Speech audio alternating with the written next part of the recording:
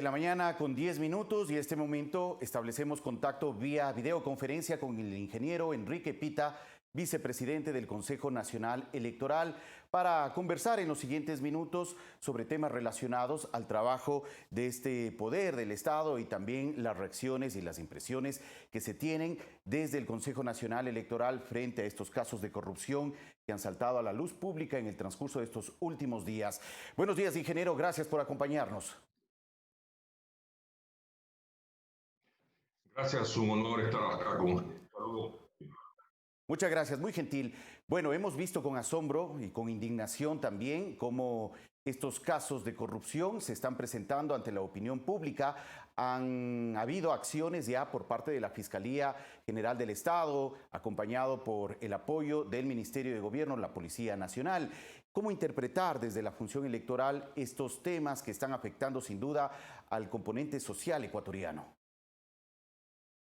Bueno, obviamente, la electoral, sino mirar lo que corresponde o lo que es parte del mundo electoral en el cual nosotros desarrollamos nuestras actividades. Pero no puede dejar de tampoco, como ciudadano, tener una opinión de Claro que que sí. todos estos asuntos son parte de un estado de corrupción que nos está afectando a todos en el país.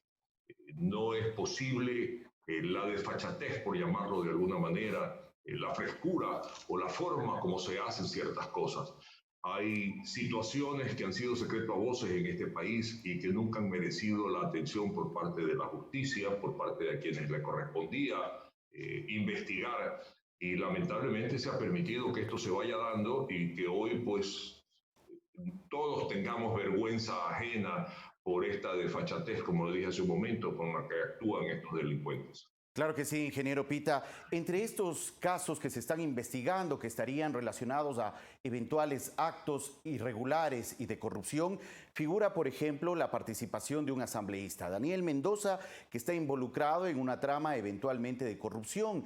Y también hemos conocido en el transcurso de los últimos días la posibilidad de la existencia de un movimiento político que sería o que estaría a cargo del asambleísta Daniel Mendoza y que fue registrado e inscrito desde el año anterior.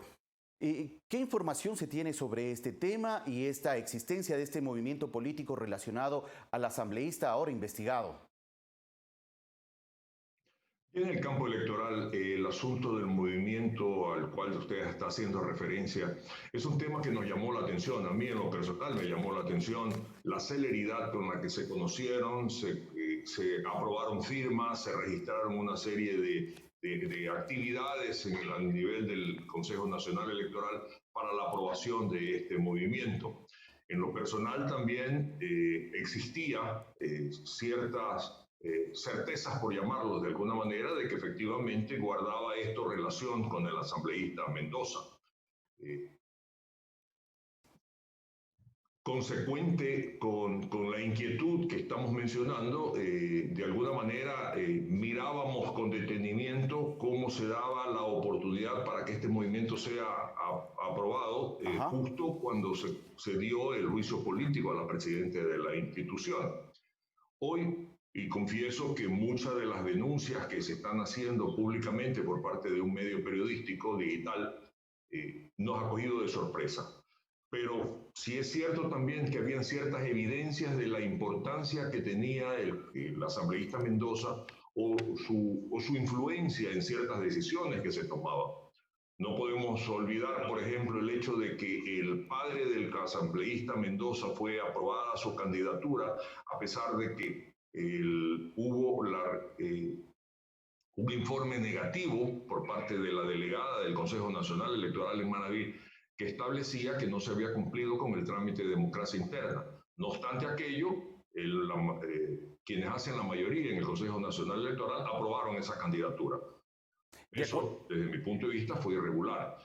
Posteriormente, ya en la Asamblea, cuando se produjo el juicio político, pues todos pudimos ver, todos todos fuimos testigos de cómo el manejo de los votos a última hora permitió pues que el juicio político no pase al Pleno. Ojo, quiero ser enfático, no significaba que con esto ya el juicio político estaba cerrado y que la presidenta iba a ser censurado. No, iba a pasar al Pleno para que tenga otra instancia en la cual se iba a tramitar esta situación. Pero claro, fue bloqueado en ese momento con los votos con la ausencia del asambleísta Mendoza y con el voto de su suplente. Esto llama la atención, definitivamente que sí. Vicepresidente Pita, solamente para tener una mayor claridad en torno a este tema, sería importante dejar claro a la ciudadanía qué es lo que ha pasado con este movimiento político, con esta organización política en el transcurso de los últimos meses, de los últimos años. Según declaraciones de la propia presidenta del Consejo Nacional Electoral, Diana Tamaint, el asambleísta Mendoza es parte de un movimiento provincial, según lo dijo ella, con la denominación de esta organización política que se llamaba Mejor EC y que era de carácter provincial. Mendoza, decía la presidenta, es su presidente y fue reconocido y recibió personería jurídica el 18 de mayo del 2018, cuando el CNE estaba presidido por Nubia Villasís. Eso lo dice hace pocos días la presidenta del CNE, Diana Tamaint. Pero también menciona que el 21 de enero de este año, Mejor EC, esta organización política que figura muy vinculada a Daniel Mendoza, pide cambiar su nombre y deja de llamarse Mejor EC y pasa a llamarse con el nombre de Amigo. Cumple las firmas, estatus, directivas. Y el 3 de febrero de 2020 el CNE inscribe a Amigo. Debemos entender que este movimiento político llamado Amigo está vinculado directamente a Daniel Mendoza. Las pruebas que han sido presentadas nos llevan a pensar definitivamente que sí. Ayer me enteraba, por ejemplo, que investigando el medio periodístico que ha hecho la denuncia pertinente sobre esta situación, de que el teléfono de la organización política pertenecía a al chofer del asistente que hoy está preso del asambleísta Mendoza. Y por supuesto, insisto en temas relacionados a que todos conocemos la influencia que el asambleísta Mendoza ha tenido en el Consejo Nacional Electoral. Como dije en su momento, el padre del asambleísta fue aprobada su candidatura sin pasar por el proceso de democracia interna por decisión de la mayoría. Posteriormente, una persona de mucha confianza del asambleísta Mendoza fue designada para un cargo importante institucional, un cargo de confianza muy importante institucional, y fue dado de baja cuando se evidenció su vinculación con la organización política del expresidente Correa. Y había sido promovida por el asambleísta Mendoza y que después ha terminado siendo gerente de un hospital de Manabí. Estas situaciones son las que nos hacen alertar respecto a esta vinculación. Y claro, cuando se produce el juicio político y se dan las cosas como se dieron, tenemos nosotros la altísima preocupación de que hubiesen existido estas relaciones indebidas, por supuesto, porque uno no espera que un asambleísta tenga este tipo de decisiones y de actitudes, más allá de que la justicia se aclare, las cosas sean legalmente transparentes, se haya podido dar pues esta situación de que un voto haya podido ser negociado en un momento dado a cambio de, por ejemplo, esta situación. Ingeniero Pita. De aprobar una orden. Ingeniero Pita, y frente a estas circunstancias que son muy delicadas y que atañen estrictamente a la función electoral, ¿qué se va a hacer?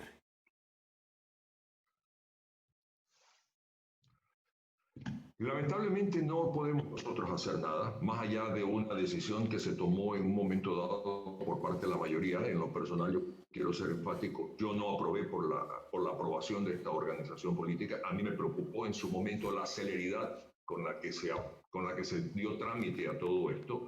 Me preocupaba el que siendo un movimiento de carácter nacional, lo cual implicaba una recolección de firmas en todo el país, no se haya podido lo hayan podido hacer en tan poco tiempo.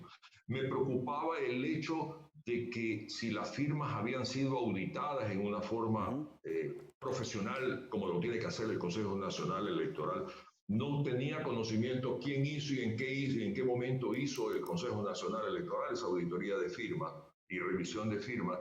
por lo tanto me abstuve de votar. ¿Qué podemos hacer? Las manos están, en este momento la situación está en manos de la Contraloría General del Estado. El asambleísta Flores ha pedido a Contraloría General del Estado que haga un examen de esta situación. Si se demuestran irregularidades, por supuesto será dada de baja esta organización política. Pero mientras tanto, de forma autónoma, el Consejo Nacional Electoral no podría decidir el futuro o la permanencia o la presencia en el ámbito político electoral de esta organización, que no sé si esté cumpliendo con la normativa establecida en el país en materia electoral, pero que sí al momento registra ciertos cuestionamientos por su vinculación con un asambleísta que ahora es investigado por presuntos actos de corrupción. Lamentablemente, esta documentación que reposa en la institución no está a disposición de quienes somos los consejeros de la misma. Una forma de aclarar esto sería que toda esta documentación, todos estos informes, tengamos nosotros la posibilidad como consejeros de mirarlos. Podamos mirar las fichas con las que se recogieron firmas para ver si efectivamente las firmas respaldaban ese movimiento. Ajá. O no fueron las firmas que respaldaban otro movimiento que fue al final del día se dejó de lado. Por lo tanto, nosotros como consejeros podríamos hacer una investigación desde nuestras propias oficinas para saber la idoneidad y si se hicieron las cosas en una forma correcta. Pero eso es una decisión que está en manos de la máxima autoridad de la institución. La otra situación es simplemente esperar que Contraloría termine su trabajo y que si lo hace, porque simplemente existe una petición y no conocemos si Contraloría ya se ha pronunciado al respecto, para saber en profundidad qué se va a hacer. Por lo tanto, insisto y recapitulo, si la autoridad máxima de la institución tiene la decisión de aclarar esto, que nos permita a nosotros, consejeros, mirar todo el expediente en profundidad, de tal manera que podamos hacer un juicio de valor sobre cómo se hizo el trámite. Ok, ingeniero Pita. Bueno, hay otro tema también que está un poco generando expectativa y que próximamente también habrá que tomar una decisión frente a ello. El 7 de febrero del 2021, los ecuatorianos debemos acudir a las urnas para las elecciones generales. Pero frente a ese escenario y cómo se encuentran las condiciones y la realidad al momento que estamos viviendo en medio de una emergencia sanitaria, es posible que se tengan que tomar ciertas modificaciones para cumplir con ese derecho constitucional. ¿Qué es lo que se está pensando hacer desde el interior del Consejo Nacional Electoral para que los ecuatorianos podamos llegar a las urnas bajo las medidas de seguridad necesarias y cumplir con este derecho? Personalmente venir insistiendo en la necesidad de reformar ese calendario electoral. Ese calendario fue hecho sobre la base de una situación del país normal, en la que las condiciones de vida de los ecuatorianos no había sido afectado por la pandemia ni toda esta situación de cuarentena. Hoy el país, después de una paralización de más de 2 meses, recién está parcialmente retomando sus actividades. Dicho eso, yo he considerado y he sido persistente en decir que ese calendario tiene que ser reformado, porque tiene fechas como, por ejemplo, le menciono una, 14 de este mes vence el cambio de domicilios y 19 de este mes vence la elaboración, tener el padrón listo.